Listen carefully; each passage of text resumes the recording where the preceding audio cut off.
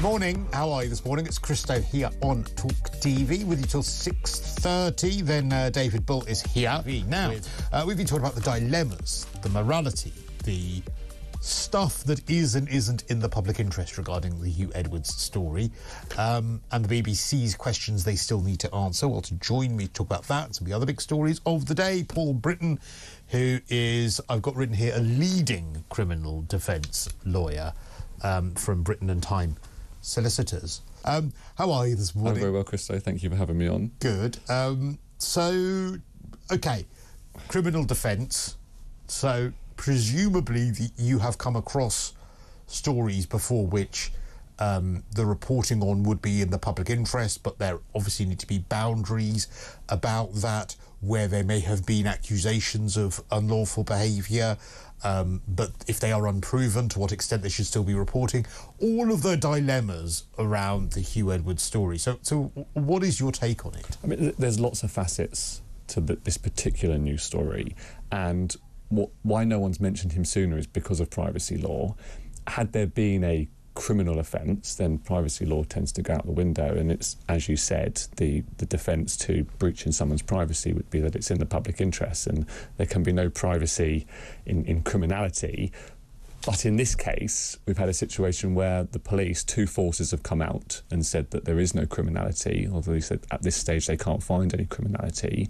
So in many regards, Huw Edwards' privacy should be respected. It's very different to defamation, because defamation comes under the Defamation Act, whereas privacy is made up of several acts and a bit of common law from cases that we've had in the press.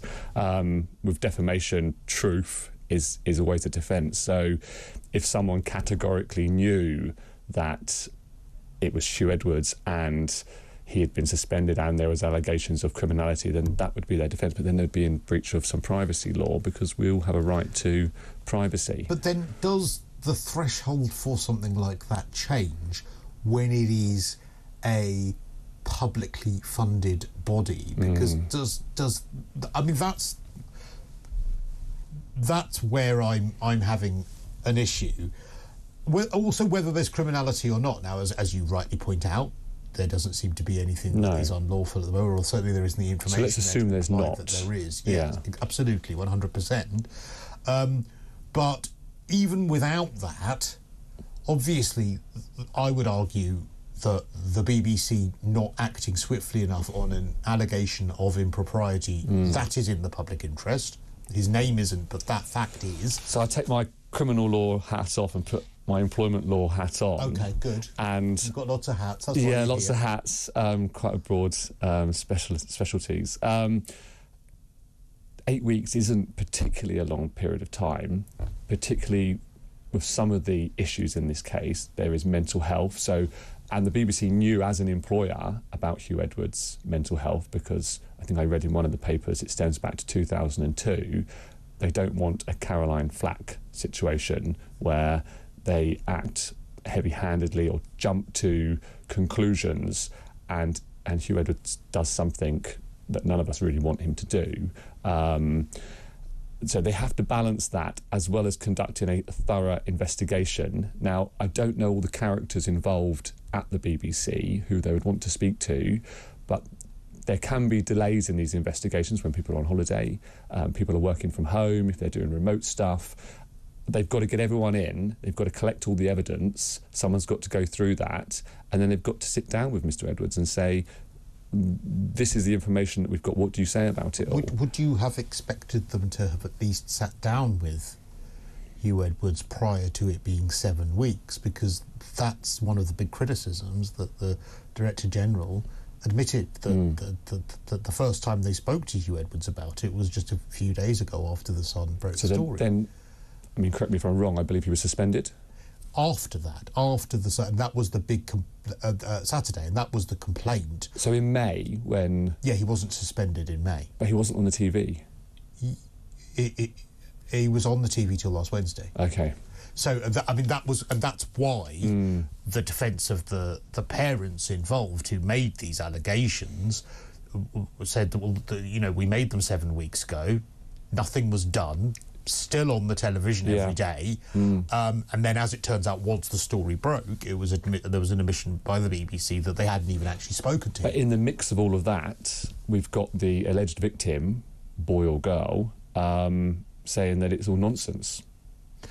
True, but then again, that's their word for it, and also at what point did the newspaper involved receive that denial? Because I understood, and this has been wrongly reported, or something's been wrongly reported about this, because when that first broke, I watched the 6 o'clock news bulletin when that broke, and it was suggested that denial was made to the reporter on WhatsApp, rather than it coming from the lawyer itself. And then I've read two things. One, it was a lawyer's letter, and then more recently that it was a WhatsApp. Yeah, so again, there is an indiscrepancy about how that denial came. Did it go to the right person?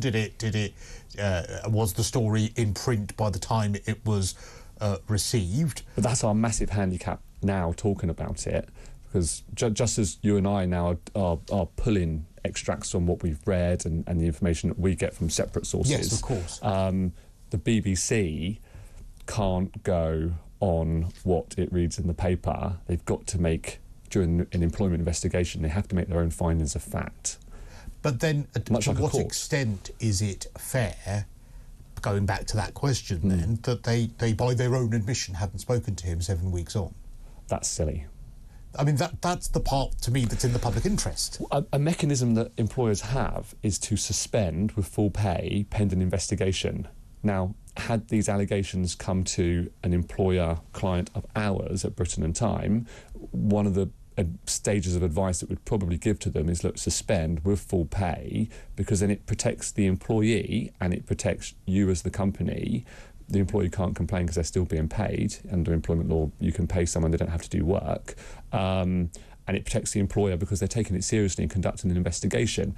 In this case, they might not have wanted to do that, because all of us would quickly know who's been taken off air, and people like Jeremy Vine, he was clearly still on air, so it was obviously not him. I understand, and so and going back to the question regarding this level of, okay, let's, as you rightly say, take out any sort of unlawfulness that the police say that there is no evidence of as it stands. A lot of callers today have said, look, there is still a level of public interest in this, because we fund the BBC, but also, and it sort of makes you feel a bit sorry for the people who are in that position at the BBC, but as news broadcasters at the BBC, there is a threshold for credibility and trust. That's right. That other broadcasters don't have. And accountability. So therefore, if this was just, turns out to be, rather than public interest on paper immediately, but interesting to the public, i.e.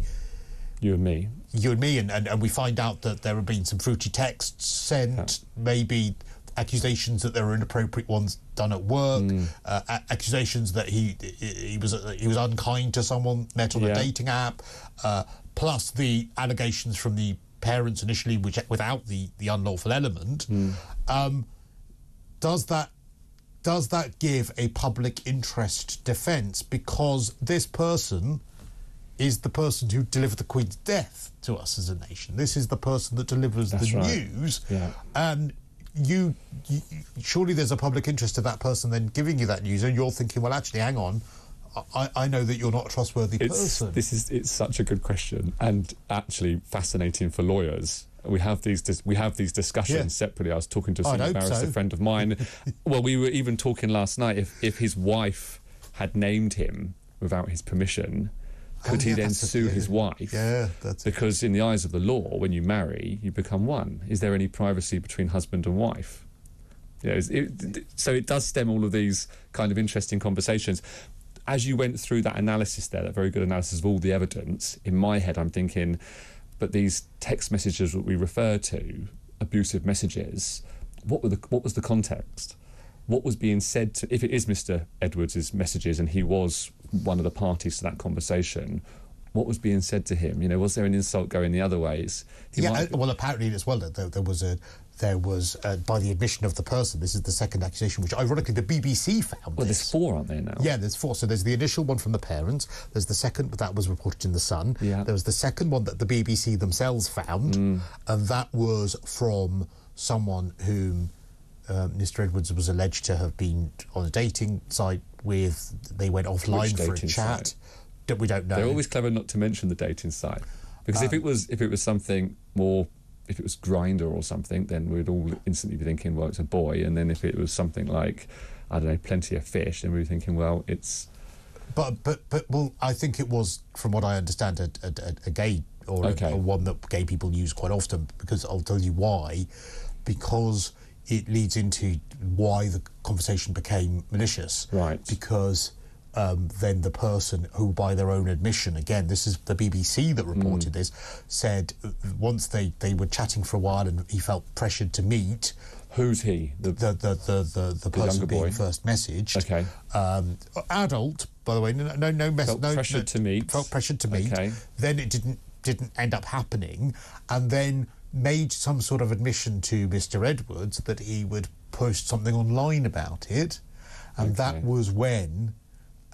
Or might have even done so, and that was when Huw Edwards saw that and went mad and sent him some abusive messages. So really, he should have just used the block feature straight away and got rid of him. You will absolutely, but didn't want there to be this out there because of privacy. And but again, as a punter, I don't really care about someone having an unpleasant conversation.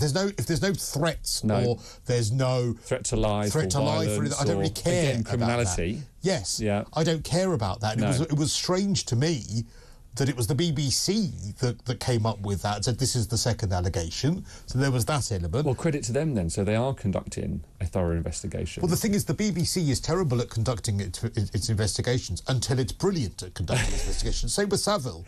Some of the journalism that they did on Savile, once they had been exposed as having covered up Savile, was brilliant. And had they done that journalism to start with, they wouldn't have been in the mess that they were in. Harris, Hill, Stewart. You know, it's there is so many examples. But we should just say that Edwards doesn't fall into that category. But it is clear that they didn't know that at the time, and that lessons haven't been learned, which again would go back to public interest. Third accusation was then actually meeting someone, which the Sun reported on yesterday during lockdown, during one of the tier restrictions. So again, that would seem unlawful, but then the police have said, as far as I understand, there's nothing on that. Fourth now, again, and I think the BBC themselves have come up with this, is sort of abuse of power at work by messaging younger members of staff, which those younger members of staff said it made them feel uncomfortable due to the power he wielded at the BBC. None of those, by the way, not one of those have been denied in the statement by his wife. So... I mean, what you're saying, again, employment hat back on, what training are they giving to Mr. Edwards? What education is he having about being in a position of power? And it's the same with Philip Schofield. You know, do they even realise, or do they live in some sort of deluded reality where they can't see their own fame and their own influence they have over, particularly in both cases, let's assume it's a boy in Edward's case, if it was a gay dating app, younger men that aspire and look up to them, have they not been educated and properly trained on this part of their role? I mean, Christo, you're on Talk TV. Have you received any of that sort of training? Here, but then I'm not stupid. I'm not. Would I need to have that? That sounds to me. You're younger than those two, right? But maybe they need it more than you. Yeah, but that sounds to me that you've got your lawyer hat back on, and you're saying, well, look, this is a good out. If I was defending this case, to say, look, the employer didn't train you. That's how I'm thinking. Yes. But I know well enough that if I were to see if Dave, right, the tech up, if I were to look at Dave and think, what a specimen. I mean, this is a far stretch of the imagination, Dave, so don't worry. And I were to start sending Dave some fruity messages, that would make me an absolute moron. I'm not that would be so. Dave, I think you're a lovely man, but do you see what I mean? It would be that sounds to me like an easy get out. There's got to be some responsibility taken by their employers. There really has, because people don't. I mean. Huw Edwards in particular, you know, or Philip Schofield. The allegation is that Philip Schofield groomed a younger man, and by his own admission, they met when he was 15. Well, and if that was proven that it was grooming, and there was an offence that's arranging and facilitating, then he would be guilty of an offence, and that sort of offence carries up to 14 years imprisonment. So. But Schofield seems to have fallen out of the headlines. We don't really know what's going on with that. Huw Edwards is the new one. I mean, there must be someone in the country that we found that is usually relieved by all of the Huw Edwards scandal. That's Philip Schofield. Yeah, of course, yeah. But just very briefly, because we've got to go to a break. Well, actually, when we come back, I'll ask you just one more question about this, and then we'll move on to a couple of other stories, all here live on Talk TV. Morning, and just one more question regarding Huw Edwards.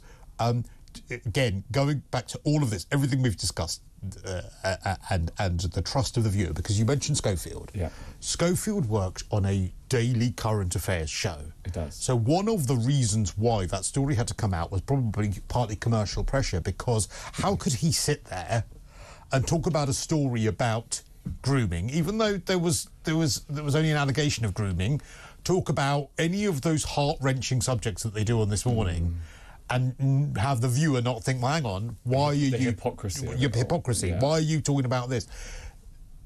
So, again, that changes the threshold of someone like Huw Edwards, who is paid an exorbitant amount of money to be that trusted face.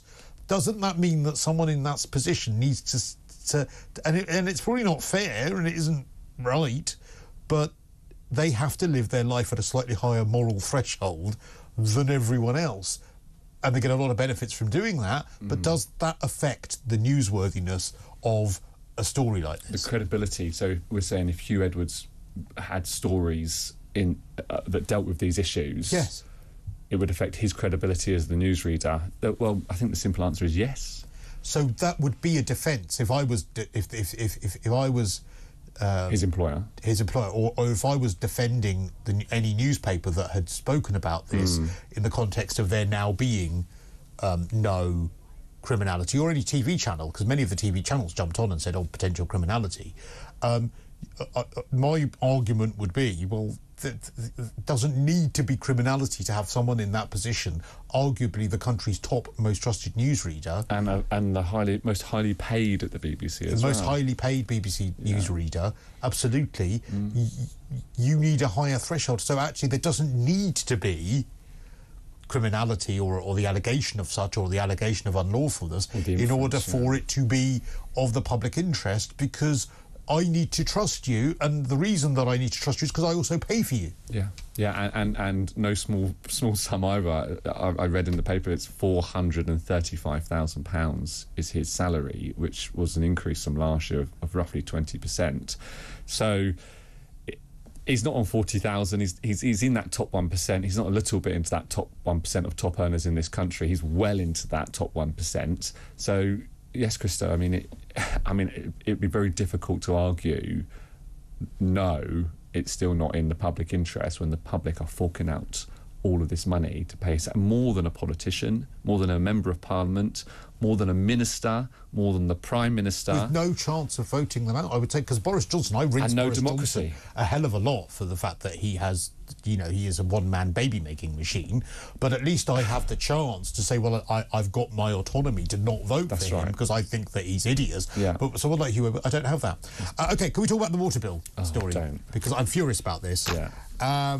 Now, the boss of Thames Water is saying that basically you could improve Britain's failing utilities by getting those with high incomes to pay more for water than those on lower incomes. How would they gauge that? The size of your garden. I mean, is this not just like completely moronic? Look, I mean, I'm a bit biased. It's simply outrageous. I have quite a large garden. How large is your garden? Probably around 3 acres, maybe 3.5 as in total of garden area. I've got a large vegetable patch, which does need watering. But I would rather that Thames Water turned its focus to how much water they're wasting and leaking. In the same article that you're talking about, I think the report was 602 million litres a day. That's 240 Olympic pools of water before they start charging me for watering a vegetable patch, which in all intents and purposes is actually quite eco-friendly. Stops me going up the supermarket to buy groceries. It's all there in my garden. Do you live alone? No, I live with my partner. Okay, so arguably again, so just two of you that live there? Yes, right, yeah. Yeah, so why is that? I mean, this is almost like the poll tax type argument. Yeah, because, Margaret Thatcher's day, yeah. You could have a ridiculous situation where you live alone, but you happen to have a garden that's like, you know, fairly big. But and you may even be old and vulnerable. Yes. With very little income. And you're being asked to pay more if you would. I mean, this isn't happening, by the way. It's just the kind of moronic lunacy that these people come up with. And she said that the people with bigger gardens should be forced to pay higher water bills. How about people with bigger leaks that are forced to have higher fines? I think that's the way to go. Yeah. But again, like I said, I might be slightly biased on this. But, you know, I'm so sick of all of this just claptrap that I'm hearing at the moment. And I didn't actually do that deliberately, but that does take me to David Bull. You totally did that deliberately, didn't you? Good morning, good morning. Is that a flower in your pocket this morning? No, I'm just pleased to see you. Oh, very nice, very nice. Very nice to see both of you this morning. Oh, that's very nice of you to say that. Well, you know, it's the end of 7 days of me doing this, so... So is that it from you? No, I'm back at the weekends, don't worry. Who's doing it tomorrow? So, well, you'll have to find out. I don't know, actually. I think it's Jeremy. It is Jeremy. Yes. All right. Yes. Look in your mint tie. Thank you. I wasn't sure if I looked like a tube of toothpaste, actually. But anyway. You said toothpaste. A very busy day, as you can imagine. Of course, the BBC crisis deepens and...